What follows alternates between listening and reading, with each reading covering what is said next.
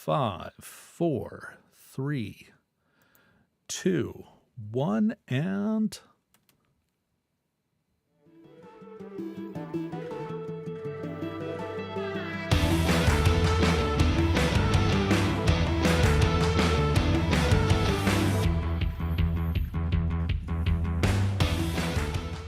Well, hello, everybody, and welcome to another episode of Jim and Rob Overanalyze Movies.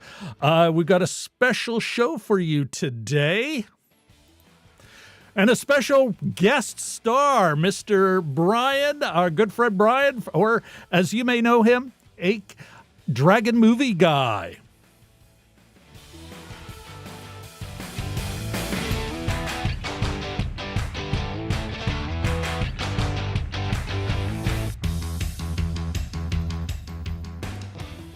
Again, everybody, welcome to a very special episode of Jim and Rob Overanalyze Movies. We have a special guest for you. This is, in a way, a kind of ad hoc part 2 of a show we did last week on Brian's channel, on Dragon Movie Guy's channel, kind of going over our own Oscar predictions. And this is sort of that debrief. Hey, how did our predictions do? What did we think of the Oscars last night? And so, of course, that means it is time for me to bring in our special guest star, Dragon Movie Guy. How you doing, my friend? Jazz hands. Are the jazz hands messing up the picture quality? By the way, can you see me? Can you hear me? And am I unmuted? Yes, you are. I struggled with it, but you are unmuted now. Thank you for having me. Thank you for coming on mine last week. And thank you for bearing with me as I go through the soft open growing pains of growing my own podcast / live stream / whatever we call all this that we do on all the social medias. Growing pains. It's the Alan Thicke of it all.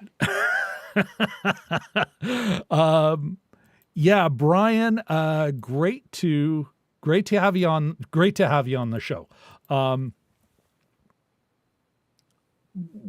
Why don't we just jump right into it? What were give us a few hot takes on how you thought it went last night.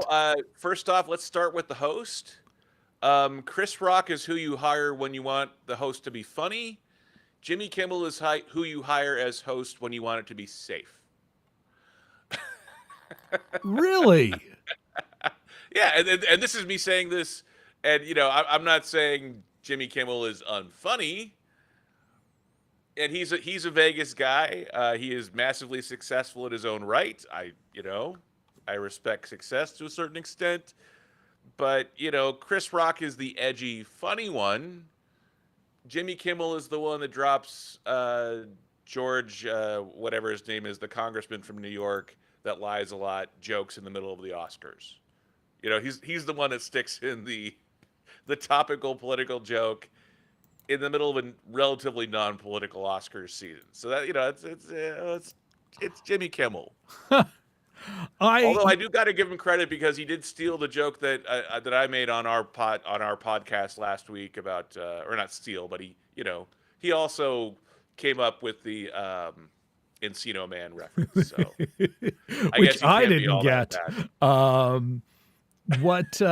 And speaking of what I didn't get, there is, folks, a link in the description. I'll put a tag later. There is a link in the description to the deep dive that on Brian's channel, of course, and a link to Brian's channel, Dragon Movie Guy, down below, and a link to his socials. And of course, you can see right below his name, at Dragon Movie Guy. You can find him pretty much everywhere. As I point to the right spot on the... I do have one thing he did bring up, which I was super impressed with, and even the way he did it. But what did you think of how he dealt with Will Smith and well, you know how I characterized it. But how Yeah. did you think how Kimmel dealt with that? I thought he did. Jimmy Kimmel in general bats about 200.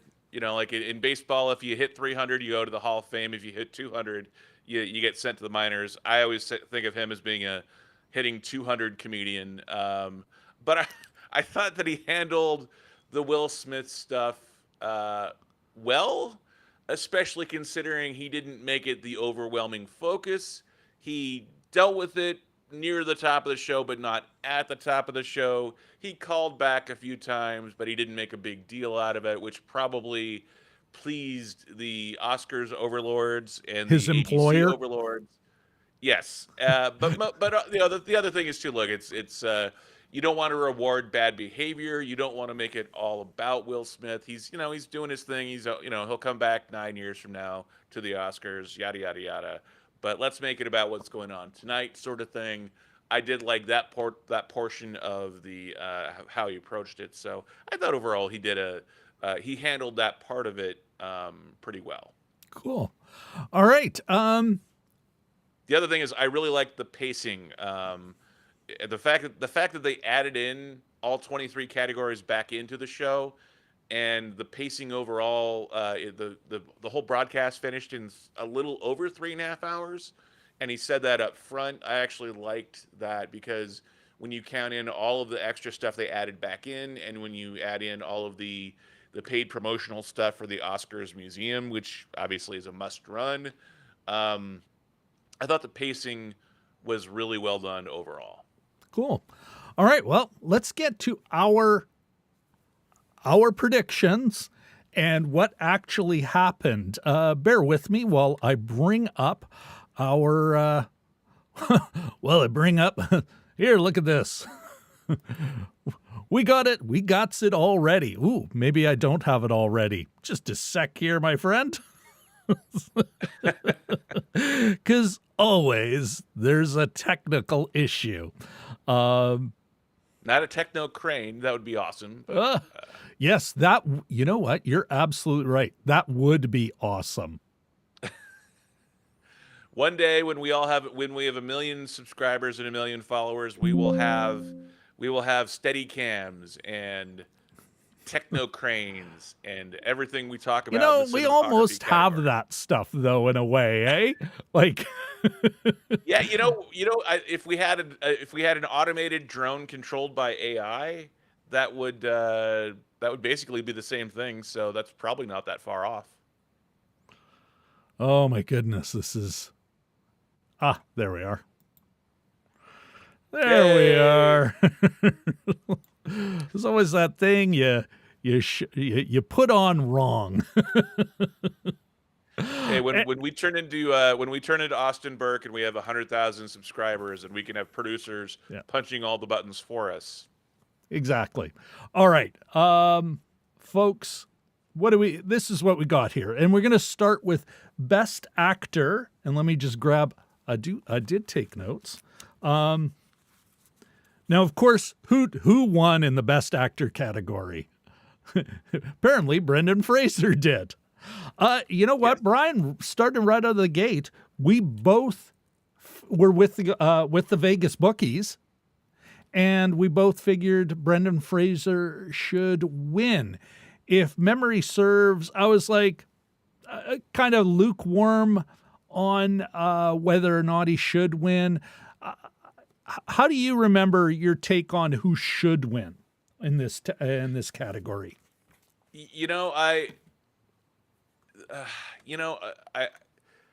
My guess was that Brendan Fraser would win. I believe that's what I said, and his performance in this category is the one that moved me the most. And it's interesting because in some ways 2022 was the year of the fat suit. Because we got the fat suit on Tom Hanks, we got the fat suit on Brendan Fraser, and we got the fat suit on Colin Farrell in the Batman. And all three got nominated for best makeup. The Colin Farrell one actually looked really really good, but the fact that we had the fat suit on Brendan Fraser and it did not distract from his performance. I wouldn't say it necessarily added a whole lot, but obviously you don't want him to go Robert De Niro and actually gain the weight and go method on that. But I thought he worked with the prosthetics really well, and it did not hinder his performance, and it added a little bit, but I actually liked. All that being said, I think he was the best choice in this category, and it is interesting too because we looked at those Vegas Insider Oscar odds, and I believe all six in the big six categories they were right Nope. on, if I remember Nope. right. So Nope. You remember no, wrong. And oh. that's why you wait until we get to the end of the show. He was wrong. There is one big miss. And we both went the Vegas bookies. But you know what? We're going to keep moving forward here. Yes. And now we're going to let's take a quick look at actors in a supporting role. And here we both, let me get out my notes here. We both selected the winner, Ke Huy Quan, and oh wait, let me give you that applause.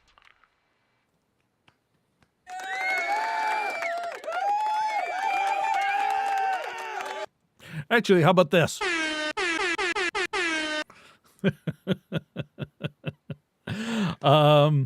That's my best DJ impression and stuff. So we both, that was what the Vegas bookies had. That's both what we had. Is there much to say here? Yeah, well, look, this is for me. This is the best part of the Oscars last night. It was the best way to kick off the Oscars. You know, I think the fact that this was the first category presented was a really smart idea because it was a highly emotional win. Everyone kind of knew that Ke Huy Quan was probably going to win this category based off of the betting odds, based off of all of the chatter amongst all of the Oscars entertainment media. But the fact that he was so genuine in his thank you speech and his acceptance speech, that was the best and most emotional speech of the night. And the whole I came to this country on a boat. It was such. It's a great narrative. Yeah, and it's one of those things too. If you like, for the cynics among us, that story could be played out because it's a common story. It's how a lot of people got here. But the fact that he was just calling back to it and saying, in this world, in this country, anything is possible. This is how I started. It wasn't contrived. It was very emotionally honest. And for a guy that was basically retired from on-screen acting for 20 years, even though he was still working behind the scenes, I was very happy that he won. I was even happier with his speech and the fact that they didn't cut him off. He did not go long. He probably went a little bit longer than they would have liked, but I loved Ke Huy Quan's speech, everything he had to say. The live producer was like, no, well, let's let this play out. Yeah, and I'm glad that they were able to have that audible as a director to go, okay, this is good.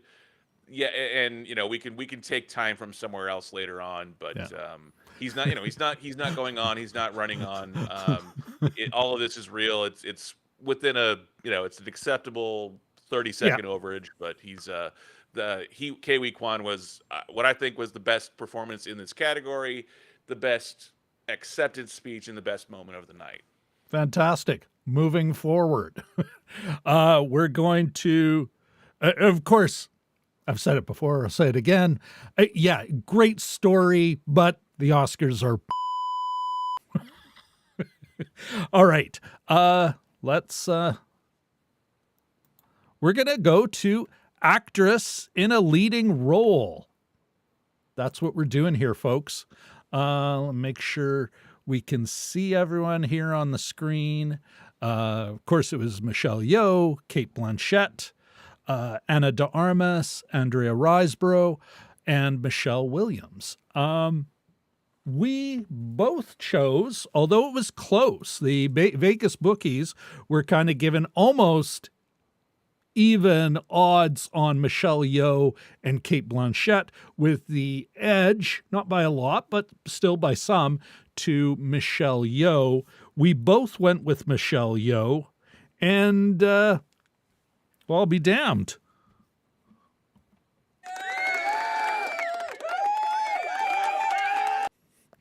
Michelle Yeoh won.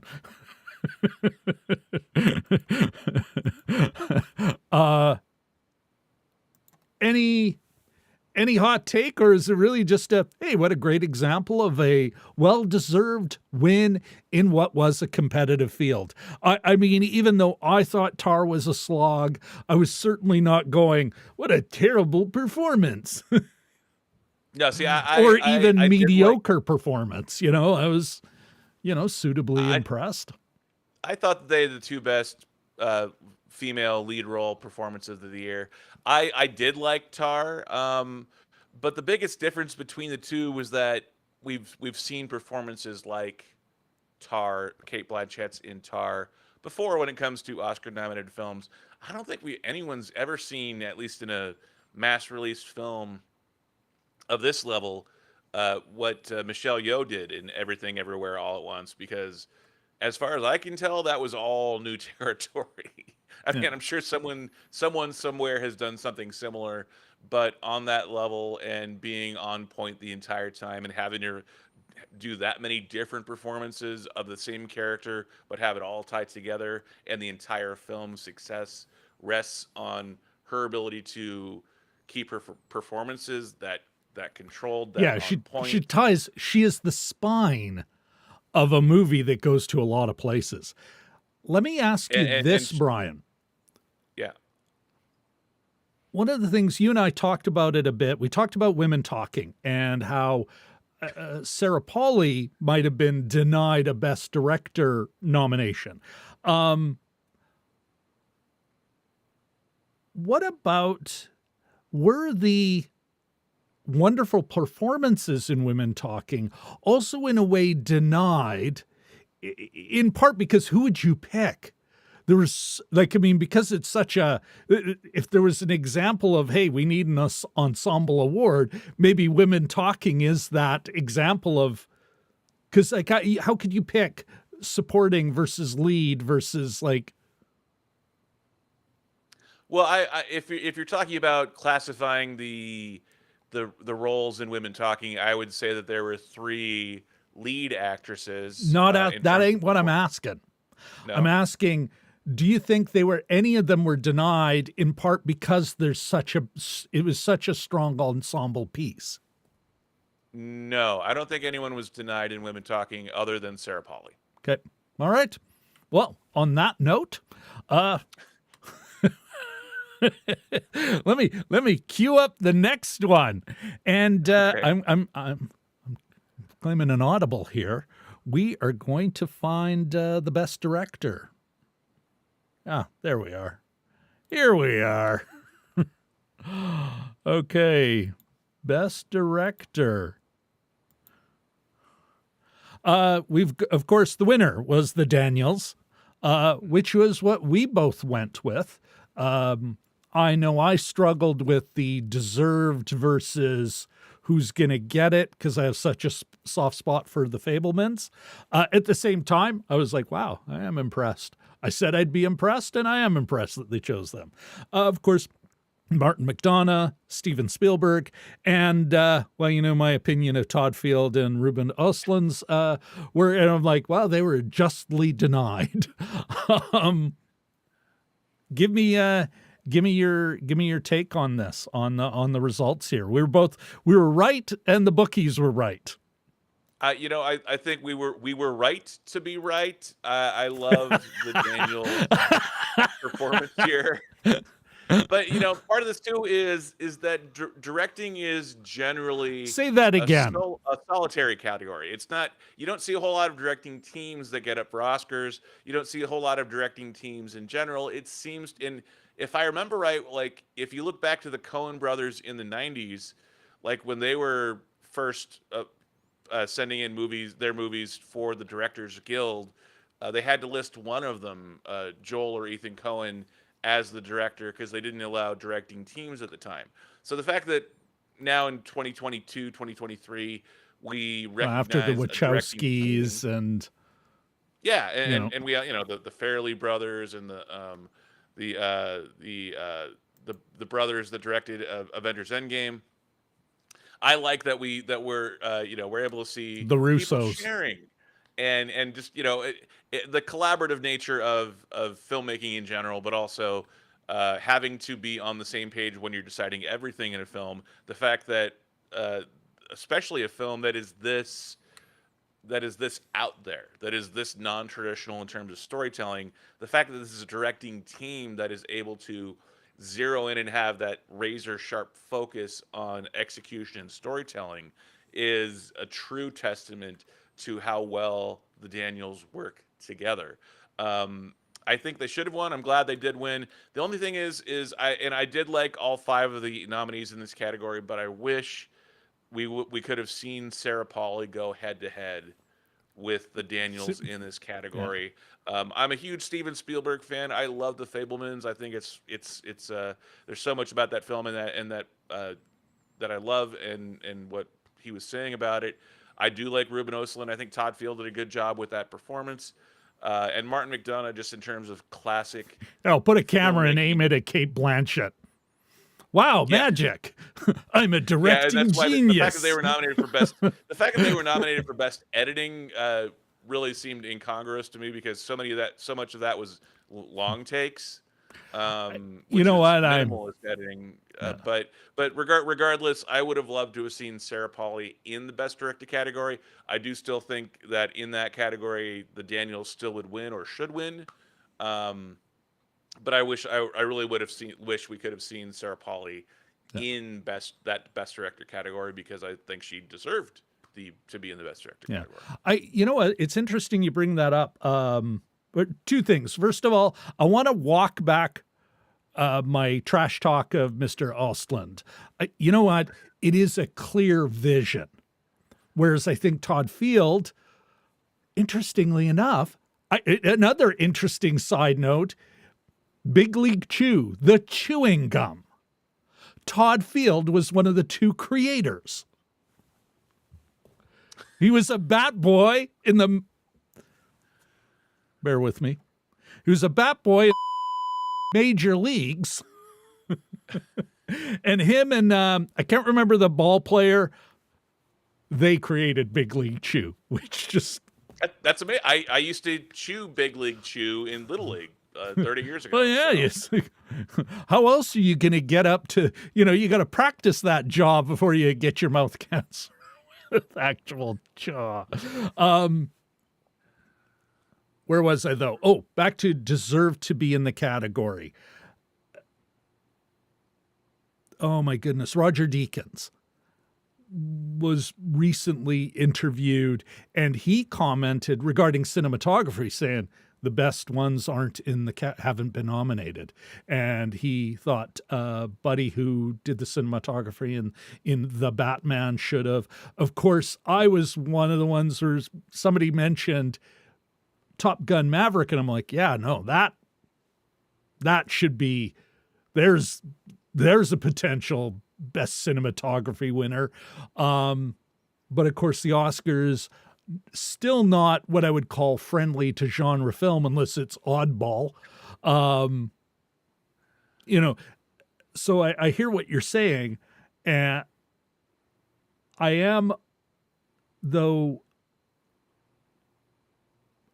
you know what? It becomes it's a vote, it's a juried process, really. Even though there's voting, who gets on that list is, and Dan Murrell did a great piece. Yeah, there is also it is best second for even the other categories. But Is ranked choice. Ranked choice. Thank you. So for best director, the directors chose that list, and for whatever reason, they're like, there's always going to be somebody left out. Todd Field could have been for me, and then slip her in. But then all of a sudden, do you kind of go, okay, we got to break this open again, and what else? It's fucking difficult. But that brings up our next category before we get to the best picture. The best picture, and that is the one that everyone got wrong. Actress in a supporting role. The bookies, and we went along with the bookies on this, was Angela Bassett, even though we were both. And I was like, what? Why? But we went with the bookies here. We went with the smart money. And I think I even said Jamie Lee Curtis, because she was competing with Stephanie Sue. It's like, well, they're kind of screwing each other. They're screwing each other out of an opportunity. That's a whole other film. They're... Oh. No.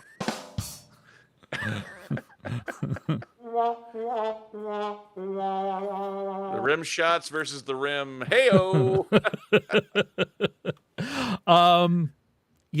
Angela Bassett did not win, which, nothing against Ms. Bassett and her great, like a deep,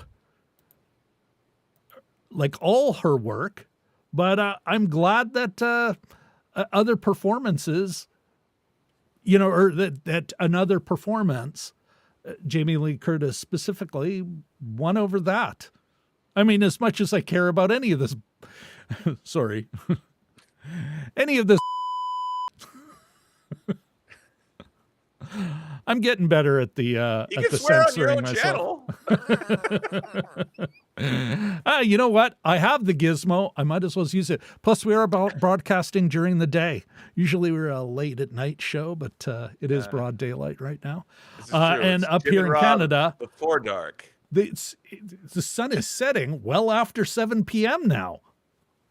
It's like just we've sprung forward and the days are just getting longer. It's like, oh my goodness. Pretty soon I'll get to go outside just in a jacket, in a light jacket, not my fucking parka. Whoops. Not my parka. So is a light jacket, is that a Winnipeg August? You know what? Winnipeg is like so many others, like right in the middle of the temperate zone. Bone cracking cold in winter, hot and humid in the summer. Like we'll get high, you know what? You'd say high 90s, but with the humidity, it gets muggy because Winnipeg is basically built on a swamp. We're in the center of a very broad floodplain, the Red River Valley. It's the national or our provincial bird is the mosquito. It is what it is. It's the northern Minnesota. Yeah. Yeah. Well, North Dakota, similar, like just hot, and humid. Not Arizona hot or Nevada hot, but humid. Fucking hot still and humid. All right. What's your take on how this played out? Were you surprised when they made that announcement? I was watching by once in a while going through Twitter. So I was like, oh, well, that's an interesting note. No, I'm not surprised at all how hot it is in Manitoba in the summertime. No, look, Here, let's remind you what we're talking about here. Yeah. Best supporting actress. I know. I'm just busting your chops. Look, I am glad that Jamie Lee Curtis won this role. Yes, there was probably some of it that had to do Lifetime Achievement Award, all that kind of stuff. I love Angela Bassett. I love her as an actress, but you know my thoughts on her performance in this particular role. I felt it was a little bit overdone, and I'm not a fan of. I love actors. I don't love actors loving death scenes. So the fact that she got to do a death scene in this film, and the fact that the scene that was nominated, probably nominated her for an Oscar, that was in the trailers for the film, that was like, "Have I not given every?" Like when you go into three syllables for every, and I know technically I saw it back. It was she only pronounced two syllables, but it was basically a three-syllable everything. Have I not given everything? I've got Yeah, up on the screen now, Brian, the actual awards and nominations for Angela Bassett over the course of her career. It's actually a separate article. Um, and this she's is done the so much second great time stuff. she's been nominated for uh, an acting award. What's love Solid got to across the do with board. it? How Stella got her groove back. I love her as an actress. I like her in that part. It's just that part of the performance of it, because the emotion over Chadwick Boseman's death is really warranted in the entertainment community, in the Marvel Cinematic Universe. On top of that, and he just seemed like a genuinely decent guy to see that someone like that cut down at 42, 43 years old because of the C word. Um, I think you're and allowed to the say emotions, cancer. I believe, from the actors expressing that guilt were real. But if you really look back at their performance, that's not a grief reaction to the guilt. That was Letitia Wright off the top of the film. This was, I believe, 6 months later in front of a UN panel of some kind, where it wasn't grief over the loss of her character's son. It was how dare you. It was that sort of a scene, more than a Chadwick Boseman has passed away scene. So the fact that it kind of gets conflated and combined into that similar thought process, I think is probably a little bit off base when evaluating her performance in Black Panther: Wakanda Forever. So look, I'm a huge fan of hers. I love her work. I just think that was such an emotional scene. Well, yeah, it was full of emotion, but I thought the emotion was off. The tough thing is with I'm superhero definitely movies, it's always we need to mash every emotional button. And well, and if it you could do doesn't that, work, but if it's even slightly off, it can take you out of the movie. yeah, I get and look, exactly what you're saying. I liked Wakanda Forever. I thought it was a good film, but there were things that I would have changed about it. It wasn't like the first Black Panther film, which was on point the entire film. Um, and I get why they were recognizing her for that performance, but to me, it was just not one of the top five performances. To I me, it should have gotcha. been close. I love her acting, but that particular scene especially I thought was overacting. Well, if you look at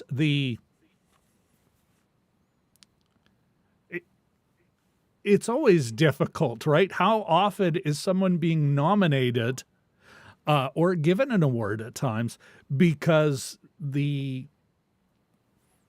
may be a small town, but it is a small town of human beings that get to vote on this stuff, but they are affected by the outside world. And after a while, they kind of, she really is one of the better actors of our time, and we haven't once acknowledged it. Maybe it's time. And I think that has an impact. It's one of the many reasons why the Oscars are, well, I've said it before, but I'll say it again. Well, All and right. look, there are cases where you nominate someone who is in their 80s or 90s, and it is essentially a lifetime achievement award, like Martin Landau for Ed Wood in the 90s. I believe that was sort of a lifetime achievement award, but Yeah, no, I don't. I get you, but we're now just going over the same ground. Let's get to more fun stuff. The best picture. Yes. Okay. Here's another one. Angela Bassett was the only one where we, going with the bookies, were wrong. They were 5 out of the big 6. Best Picture, of course, Everything Everywhere All at Once won. You had selected this as what you thought should and would. Myself, I was on the wood side. And even now, I still have a soft spot for the Fablemans. But I think even in our conversation the other night, Brian, DMG, I was like, wow, if they did, though, that would be cool because it's such a different movie.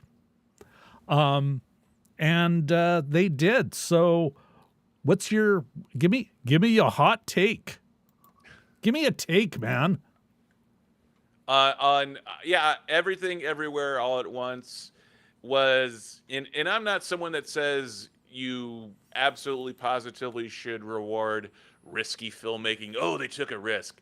But when you take as many risks as the Daniels did with Everything Everywhere All at Once, and every single one of those risks comes up Yahtzee, I find it hard to ignore all of the risk taking coming up Yahtzee and being such a unique film that I've never seen a film quite like that before. I loved most of the entries in the Best Picture category, but to me it was pretty hands down. And if I remember, if memory serves, the odds were a negative favorite number for Everything Everywhere All at Once to win in a 10 film field. So clearly the bookies had that right, and I think that was a right choice. Cool beans. Yeah. I I love the Fablemans too. I love the Fablemans, and I loved everything, Banshees of Inisherin as well. But Banshees was, slightly depressing, great filmmaking, beautiful cinematography. Fablemans, I love that film. I love that it's a biopic without being a biopic. So it sort of subverts expectations. God, I hate that phrase. But it's the biopic that's not the biopic. So it subverts your expectations of what a biopic can or should or can be. I love that it's telling that story. If it subverts an expectation, the only expectation it subverts is that biopics are actually real biographies. I think going with the Fablemans is acknowledging that we are forever telling stories about ourselves. And but otherwise that would be about the only, otherwise, fuck, it's just such a beautiful goddamn movie. Like, if it subverts expectations, it may be that Steven Spielberg can only do big movies. It has to be a big, high concept picture. It's like Spielberg going, can you hold this? Actually, never mind. I can have my beer and shoot a wonderful fucking meaningful piece. Well, and look, the other thing is that Judd, I need you for one scene. Just a little note. Yeah. Deliver that note. The other thing is that Steven Spielberg, I'll have another. Steven Spielberg being, sort of the director's director, having the encyclopedic knowledge of not just filmmaking but film history. The fact that he is aware that of the cinephiles out there, of which you and I are, amongst millions and millions of fans that are fans of his.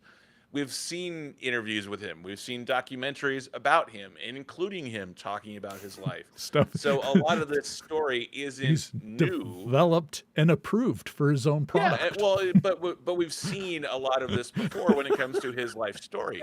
So you can almost just change it to the Spielbergs and then add it as a Blu-ray 4K extra. But that's part of the Steven Spielberg story. We know that he has 3 sisters, and the fact that the first act of this film, I'm like, well, maybe this is why it's the Fablemans and not the Spielbergs. Yeah. And then the third sister is born halfway through the film, and I'm like, oh, so it really is the Spielbergs. Yeah. But this is, matches. more of the finished history. So Yeah. I Let's love that. I love the Fablemans as well, but I think that was a sort of an interesting twist on Steven Spielberg well, avoiding the well that didn't happen in real life. That I, didn't happen in I, real life. I remember your review, and I almost said something snotty about it in your review, and I'm like, yeah, I don't think that has anything to do with the way he played it. I think it really goes into the heart of the title. But this is not a deep dive on the Fablemans. This is talking about the people who actually fucking won the thing, the Daniels and Everything Everywhere All at Once. Damn, the two censors I should have done. But such is life. Children shouldn't be watching this video anyway. What do you think it says that the Daniels and that both the Daniels and their film is celebrated at this level? Because it won four of as you described in the Big Six. What do you think that says about content in our future? I think that winning 4 out of the Big Six, winning 7 overall, I think it says that this is the film that got the attention at the right time, and it's an easy film to get behind in a lot of regards Yeah. in terms of Hollywood voting. I don't think that this is going to be a harbinger of things to come in terms of multiversal storytelling and having an Asian majority cast. I don't necessarily think that Hollywood is going to line up and spend hundreds of millions of dollars doing Everything Everywhere All at Once, the Disney musical. Well, I Or could see doing it becoming the a musical. deconstructed, angsty version of it. Yeah. I don't think we're going to see a bunch of copycats of this film, and in a lot of ways, I really hope that we don't. I do hope that we get more openness from studios like A24, and I love A24's films in general. I think they produce They know how to a buy a good. movie. I think yeah. I think they know how to produce a film. They know how to do it on a relatively low budget, but also make it look, sound, and feel Did they actually good produce and like it this, has a or budget. did they buy it? That it seems to me that's A24's thing. They're just really good at working the festival circuit and going, that's a winner. But know? also producing a good film. But I'm asking you, did they produce this one? Let's find out. They're Yeah. from the well, they put it out there. I don't know if they produced it, but they Bear with me. We're going to find It's out. an A24 Let's find film. I out know right they're- now. You know what? I know they released it. Yeah, that I am less interested in. Okay, did A24 produce Euphoria? What? Okay. Well, that doesn't fucking, pardon my poor language, that doesn't tell me anything. All right, let's go to the Wikipedia page. That font, I tells you, of probity and accuracy, Wikipedia, for Everything Everywhere All at Once. I'll take that off the vertical because they can't see it anyway. All right, okay. A24's first film to cross the $100 million mark and surpassing Hereditary as its highest grossing film. But we want production. All right. Blah, blah, blah, yada, yada, yada. Early scenes, Evelyn, casting, filming. Announcing it would finance and distribute the film. It did bring it to. It did more than just buy it at a film festival. It was their big, one of their big plays, one of their big risky plays, and good on them for that. And I remember seeing on Dan Murrell's channel that it was the highest grossing A24 film by quite a bit. Yeah. No, it's a big win for them. One more question before we actually, you know what? Before we do that, I do want to talk briefly about Sarah Polley's win. She did win for Best Adapted Screenplay. Notwithstanding some crazy hot takes up here on Canada Twitter, including one. There's like one of those ones where it's like, oh my God, I am so embarrassed.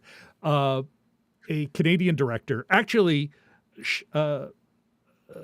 Ms. Levac, who directed a film that Jim and I just saw, and the review will be up here for I Like Movies.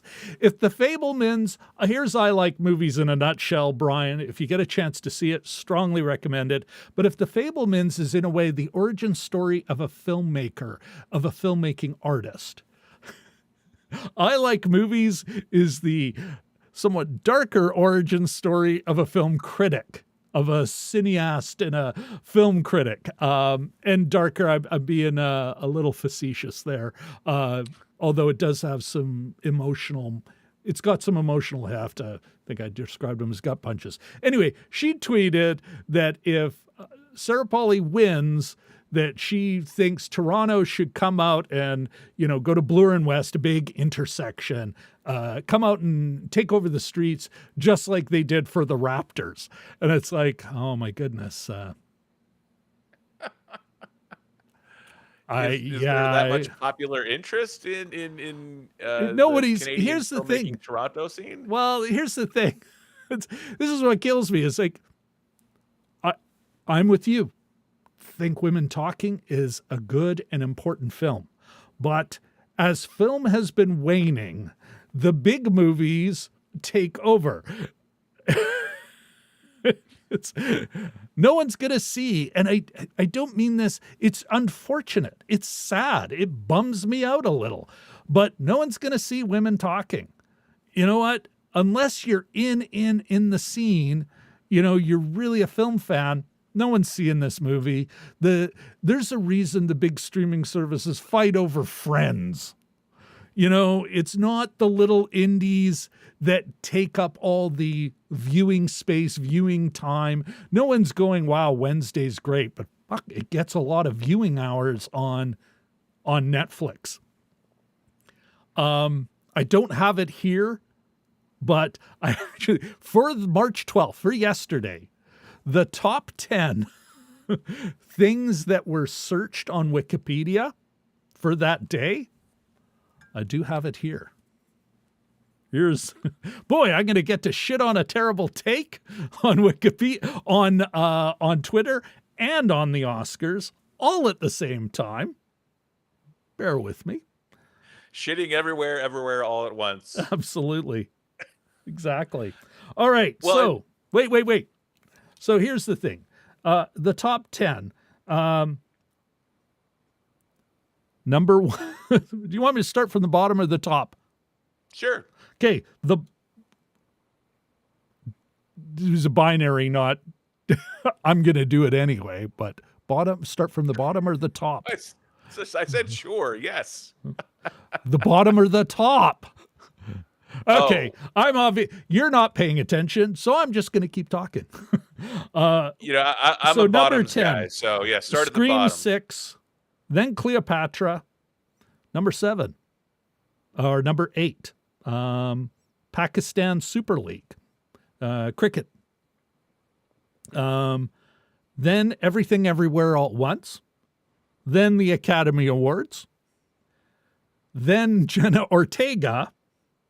Now we're in the top 5 now. Jenna Ortega. The awards in total was number 6. Number 4, The Last of Us. Number 3, Drill, as in, a drill. Then Silicon Valley Bank. I understand that. And then Malaysia Airlines Flight 370. So when I say no one is going to see Women Talking, I don't mean absolutely no one, but a negligible amount. It will be part of film context. Yeah, if you were interested, if the issue of violence against women, sexual assault, all these things is something that you're passionate and interested. I feel uncomfortable using that word. It's not a hobby, but you have a passionate opinion about, as we all should. But yeah, then this is a movie that should be on your list. This is a movie worthy of support. But yeah, there's a reason why it gets the money it gets, and it got the release it got. And, Marvel, Ant-Man, still going to hit $500 million, and it's not good. It's a mediocre film. I that liked said, it, but I see what you're saying. That said, I got to push back a little bit on that. No. I can prove it with fucking numbers. It sold no tickets. And so and what happens on streaming? You see the thing that goes, the big release that you didn't want to pay for. No one's going to see it. Okay, your pushback before I go to my plug. My pushback a little bit. And in principle, I generally, in a general sense, I agree. However, even just tell me how this will be different. It will buck the trend. It's a little bit different in that if Women Talking had won Best Picture, I do believe it would have gotten a wider theatrical release for a very small window in the next week or two. Case in point, the very first video on my YouTube channel, the very first one, is for Parasite, the day after it won Best Picture. I did not see Parasite before the Oscars, but I sure as heck saw it. Yeah, when it won Best Picture. I went. Do you really think? What kind of numbers did it do? I don't mean it goes a little higher up the top 1,000 food chain, but you got to remember it's still top 10 take more than 80%, more than 90% of the money. So if it breaks into the top 100, it's still a movie no one saw. Because first of all, less and less people are going to movies. But ticket sales since the 90s have flatlined for a reason. And but part of my pushback on the argument is because of technology change, yes, theaters are struggling, but that also creates an opportunity because nowadays you don't have to ship a print. So there's like if you are a dormant, I gotta cut you. I was in high school. No, you don't have to go. It's got nothing to do with the print, though. You download it. It's got a digital projection. But that has nothing to do with ticket sales. Then that should mean that there would be more ticket sales because they don't have to move prints all around, and it certainly has everything to do with why there's thousands of theaters. In these big multiplexes, there's more theaters than there ever was. Well, except maybe the classic era, 30s, 40s, before television and radio. Well, before television and radio really started to eat film's lunch. But even with streaming services, it's not going to be. It might be number one on Netflix when it comes out for a couple of days, and then it'll disappear. There's a reason why any of the big name, they got a big wide theatrical release, they do well, and they're at the top of the viewing lists. It's why, you both watch Dan Murrell. We're not seeing, these indie darlings staying at the top of the Netflix the Netflix hour accumulation thing. But how long was the Adam Project? That mediocrity, a big Netflix win. Like, woof. Because these little indies they're rightly spaced. Oh, apparently there's now buffering going on the YouTube. Bum, bum, bum. You know what? That could be, let me see if I can't help that. Pause, back up. Ah, well. You know what? We're having a ridiculous argument of nothing that will be cut out from the show after the fact. Look, the one thing I want to point out is I'm trying to plug another fucking video here, not argue about who will see this. I want people to, for the brief goddamn window I have on this, notwithstanding how Riverside screwed me, this part I'm keeping in the video, swears and all, I want to talk about my next, folks, Women Talking, definitely one of my favorites of this year. I can see that surviving to my top 10 list. Definitely a big one of your faves so far. I was fortunate enough to interview a woman who did maybe the most reporting on the actual story that happened. And so I hope to get that out later today. Notwithstanding, again, let me one more time that I'll complain about Riverside screwing me out of a proper recording. But yes, I'll have that out later today, folks. You want to know more about the story behind the story of Women Talking, please watch this video. All right.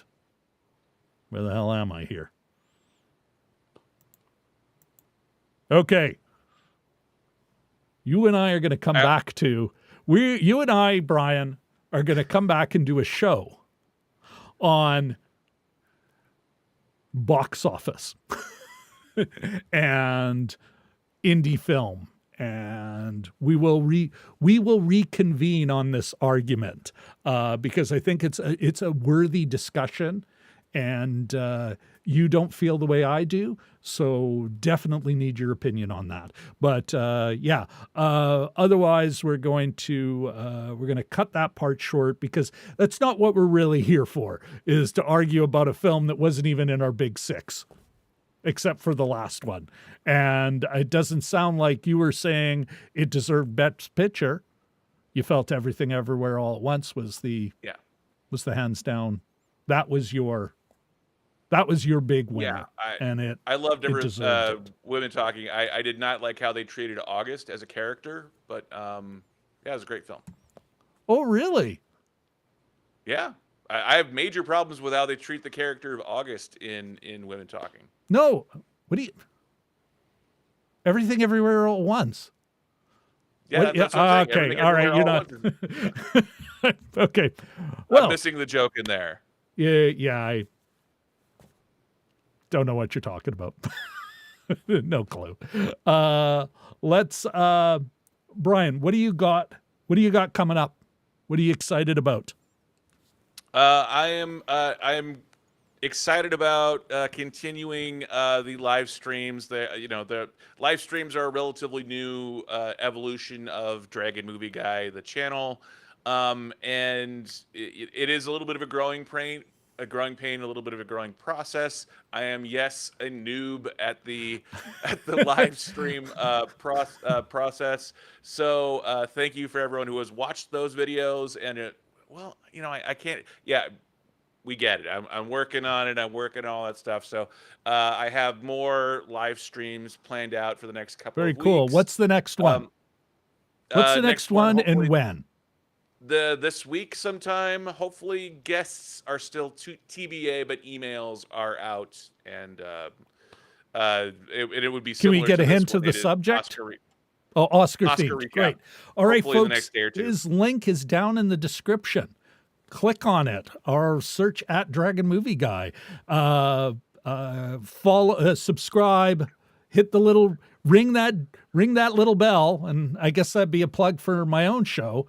Damn it, the people at the network been on my ass, and I keep forgetting to beg for the like, the subscribe. What can you do? Brian, thank you so much for coming on the show. Thanks for always being willing to argue with me. We will, I'll meet you in the digital